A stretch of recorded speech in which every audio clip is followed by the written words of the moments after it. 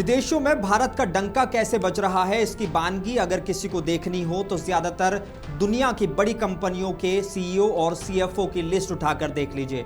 एक नाम आजकल खूब चर्चा में है। ये नाम है भारतीय मूल के वैभव तनेजा का, जो टेस्ला के सीएफओ हैं। वैभव तनेजा ने साल 2024 में करीब 139 मिलियन डॉलर यानी कि 1157 करोड़ रुपए की कमाई की है। वॉल स्ट्रीट जर्नल की रिपोर्ट के मुताबिक वैभव की कमाई गूगल के सीईओ सुंदर पिचाई और माइक्रोसॉफ्ट के सीईओ सत्या नडेला से कई गुना ज्यादा है।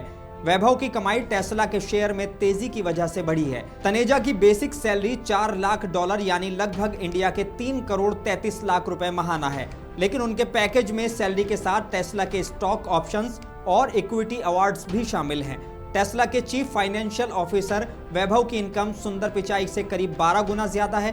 सुंदर पिचाई ने साल 2024 में 91 करोड़ 42 लाख रुपए की सैलरी ली है। वहीं माइक्रोसॉफ्ट के सीईओ सत्या नडेला की इनकम के मुकाबले ये करीब 2 गुना है। 2024 में सत्या नडेला की सैलरी 658 करोड़ रुपए एक साल की थी।